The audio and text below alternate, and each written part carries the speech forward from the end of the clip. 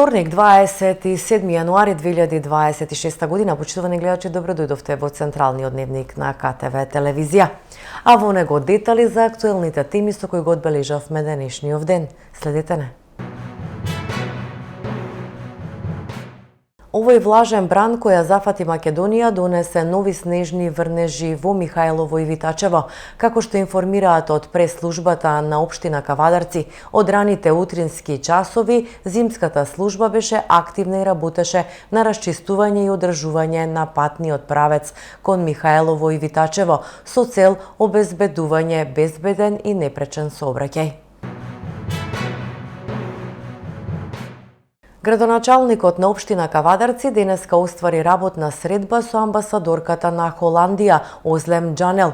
На состанокот се разговараше за продлабочување на соработката во областа на економијата, како и за развојот на младинскиот центар и култура. Во библиотеката Феткин е создадено холандско катче со холандска литература.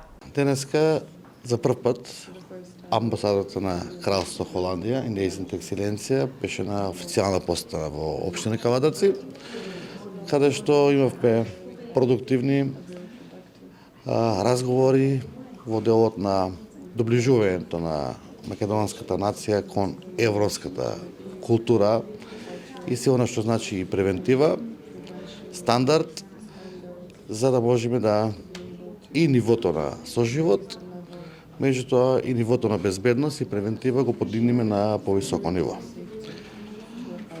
Холандија како држава сегаше поддржуваща Македонија, позитивно насочена и како амбасадорка која што ја представува холандската нација. Јас сум задоволен од сите разговори и разговаравме за неколку проекти кои што во иднина би можеле да ги промовираме, да ги доближиме до нашата општина во делот на превентива, заштита, социјала, подигање на културата и нормално да еве денеска сме тука заедно да ова холандско катче во библиотеката Феткин со книги донирани и од амбасадата, да нашите читатели и потенцијални и активни читатели се доближат до културата во делот на двата народа, меѓутоа на еден правилен и добар начин, каде што преку книгата ни се отварат многу прозори во делот на нашите визии и гледања во тоа што можеме како стандард и како македонци, како општина Кавадарци да го подигнеме нивото и на култура,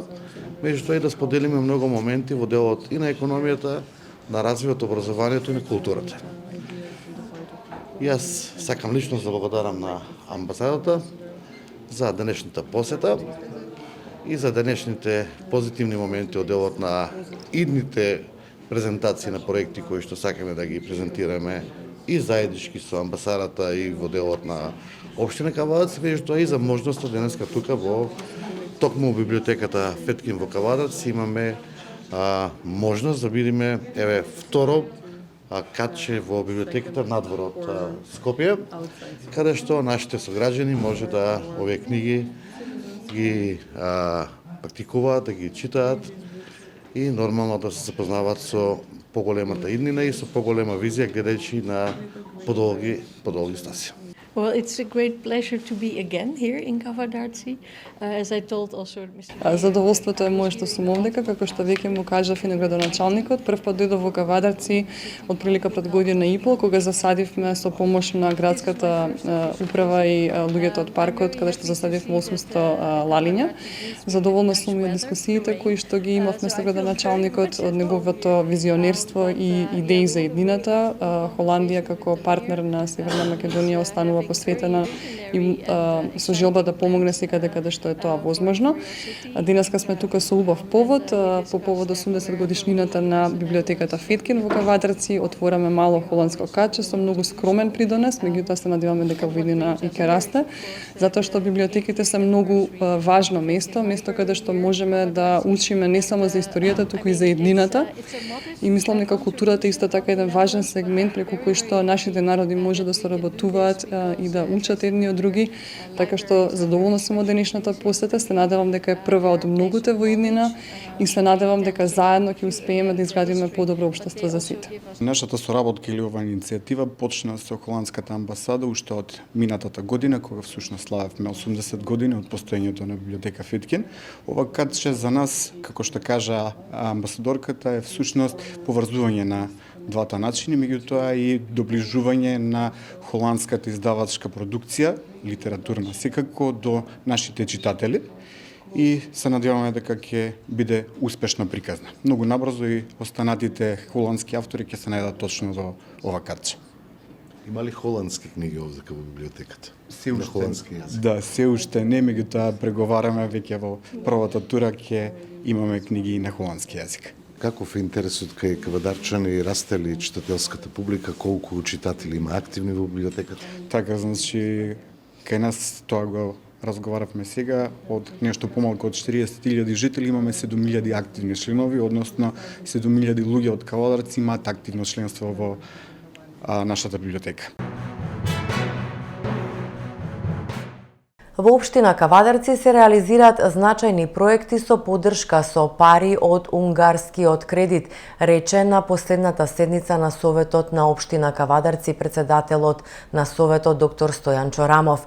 Во тек на реализацијата е проект вреден 1 милион евра од Министерството за животна средина и просторно планирање, како и 300.000 евра обезбедени од општина Кавадарци.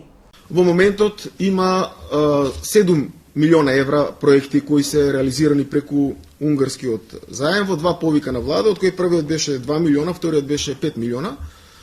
И во однос на инвестициите на општина Кавадарци кои ги има од сопствени средства, да ве подсетам, значи токму со тие сопствени средства од општина Кавадарци и како влијаат на кофинансирање во многу важни и битни проекти.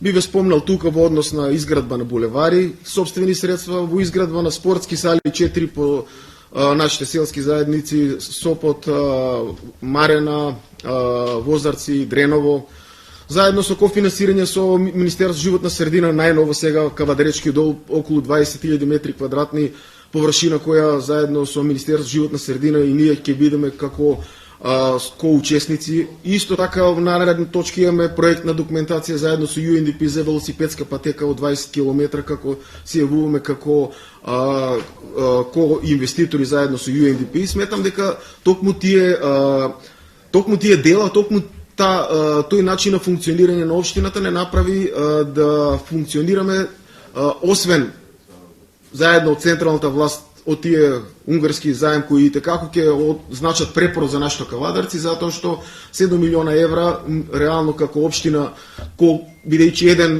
буџет за капитални проекти ни отприлика околу 3,5 милиона евра, реално ни треба 2 до 3 буџета за да ги имаме од старт, за да се изработат токму тие проекти кои беа финансирани од страна на владата преку унгарскиот заем. Во Моклиште се врши изградба на водоводна и канализациона мрежа во должина од 6,4 километри и резервоар со капацитет од 150 метри кубни, информираат од локалната самоуправа. Започнаа градежни активности за изградба на нов спа центар во Кавадарци, како доградба на спортско-рекреативниот објект затворен базен на површина од 240 метри квадратни. Спа центарот ќе располага со парна бања, сауна, джакузи, топли лежалки, клуб и дел од тушеви со облекувални, простории за масажа, технички простории. Со реализација на овој проект се проширува понудата на затворениот базен и се создаваат нови можности за релаксација и рекреација, информираат од општинската пресслужба. Со стартот на второто полугодие во основното општинско училиште Димката Ангелов Габерот во село Ваташа беа ставени во употреба целосно реновираните тоалети за учениците. Со овој зафат обезбедивме почисти, побезбедни и похигиенски услови за секојдневниот престој на учениците во училиштето. Грижата за училишната средина е дел од нашата постојана заложба за подобар и поквалитетен воспитно-образовен процес, велат од училиштето. Учениците од 4-то и 5-то одделение при основното општинско училиште Гоце Делчев уживаа во зимската убавина на Михајлово. Организирано од училиштето, околу 150 ученици поминаа прекрасен зимски ден, исполнет со смеа, дружење и незаборавни моменти во природа. Сојузот на синдикати на Македонија денеска ги повика сите оние кои не се задоволни од платата да се приклучат на утрешниот протест, организиран против незголемувањето на минималната плата на 600 евра и на сите останати плати за 100 евра.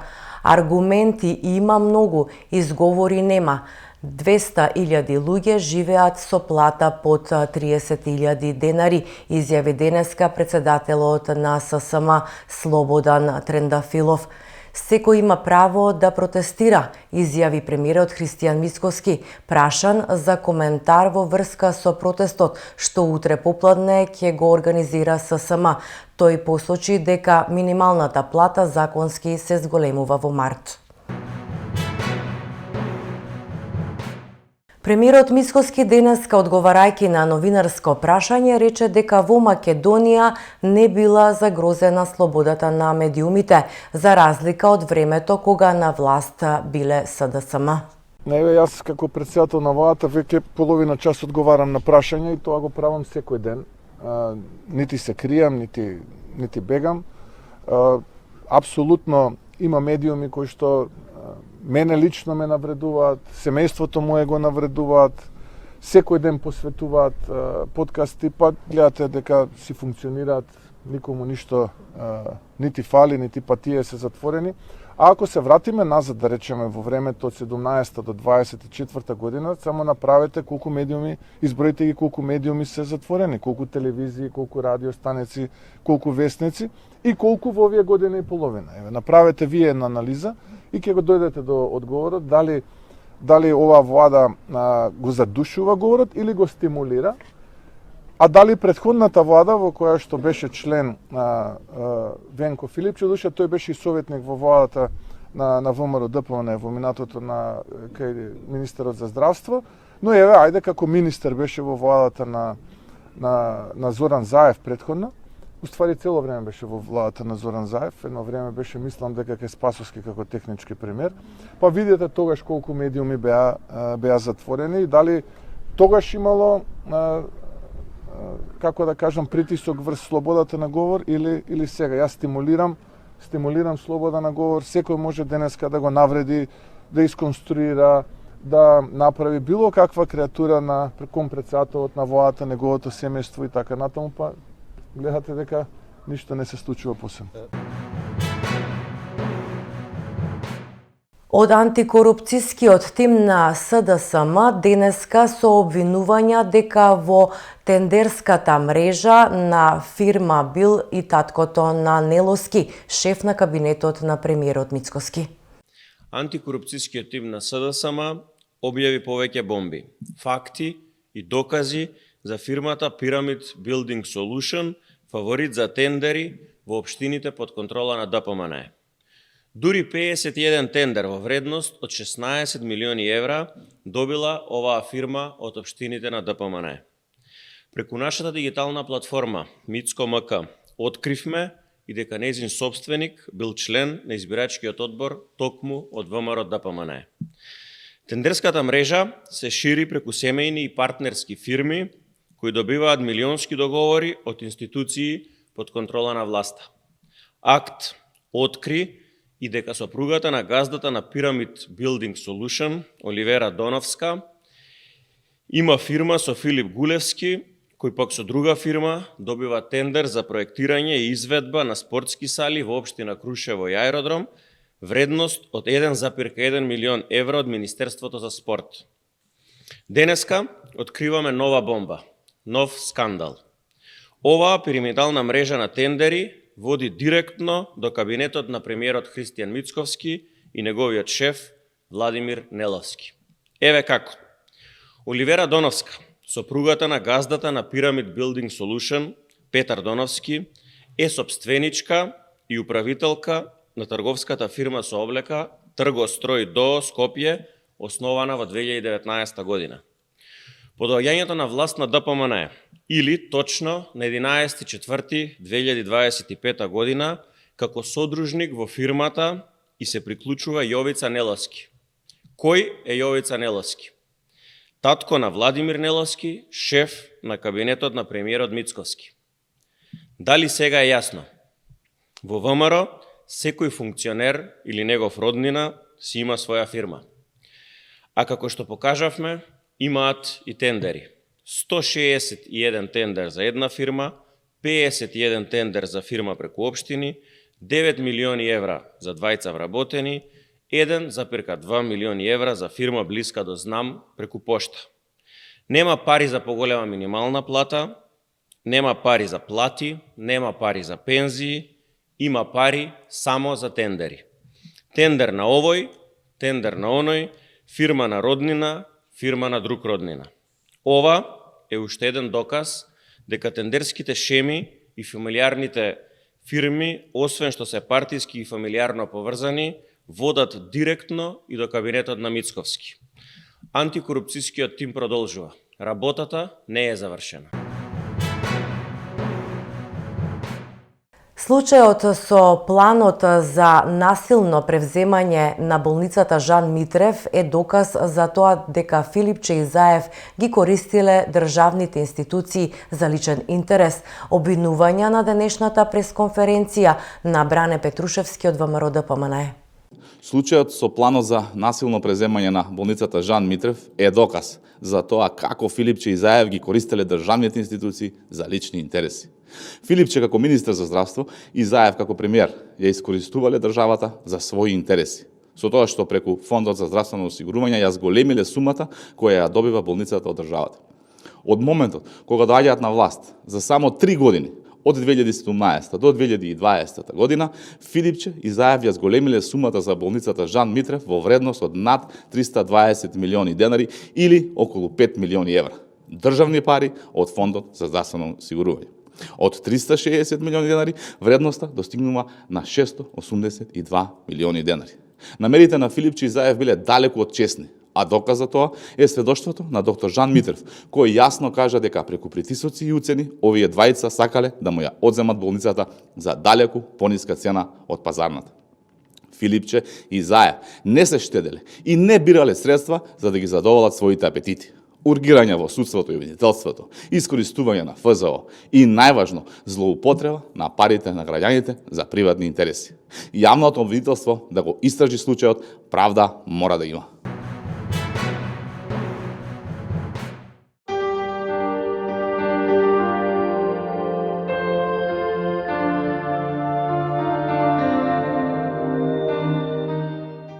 И пред самиот крај на дневникот да погледнеме какво време не очекува.